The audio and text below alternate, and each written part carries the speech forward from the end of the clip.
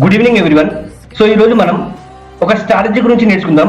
ఇది 70 to 80% accuracy ఉంటుంది and one of the my best strategy and paid strategy.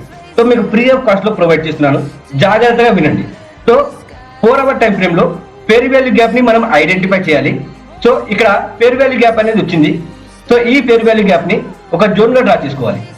So ఈ zone గా draw చేసుకున్న తర్వాత మనం ఇమ్మీడియట్ గా 15 minutes టైం ఫ్రేమ్ లోకి షిఫ్ట్ అయిపోవాలి. సో 15 minutes టైం ఫ్రేమ్ లోకి షిఫ్ట్ అయిన తర్వాత ఇది ఏదైతే ర్యాలీ ఉందో రీసెంట్ ర్యాలీలో జోన్ కి దగ్గరగా ఉన్న 2 ఫేర్ వాల్యూ గ్యాప్ ని మళ్ళీ మనం ఐడెంటిఫై చేయాలి. ఈవెన్ 15 minutes టైం ఫ్రేమ్ లో కూడా. సో ఇక్కడ ఒక ఫేర్ వాల్యూ గ్యాప్ వచ్చింది అండ్ ఇక్కడ ఒక ఫేర్ వాల్యూ గ్యాప్ వచ్చింది.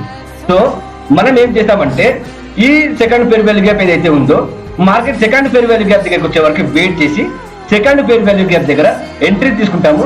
స్టాప్ లాస్ వచ్చేసి జోన్ కింద పెట్టుకుంటాము. టార్గెట్ అనేది నెక్స్ట్ స్వింగ్ వరకు పెట్టుకుంటాము. సో ఇక్కడ వరకు టార్గెట్ పెట్టుకోవాలి. సో డైరెక్ట్ ఎంట్రీ తీసుకోకండి, ప్రాపర్ కన్ఫర్మేషన్ వస్తే ఎంట్రీ తీసుకోండి అండ్ గ్రీన్ క్యాండిల్ కన్ఫర్మేషన్ వచ్చినా ఎంట్రీ తీసుకోవచ్చు. సో ఎంట్రీ తీసుకున్నాను, స్టాప్ లాస్ ఇక్కడ పెట్టుకున్నాను. చూద్దాం మార్కెట్ ఏం చేస్తుంది. మార్కెట్ టార్గెట్ ఇచ్చేసింది. బ్యాక్ టెస్ట్ చేయండి. బ్యాక్ టెస్ట్ చేసిన తర్వాత రియల్ అమౌంట్ తో ట్రేడింగ్ చేయండి.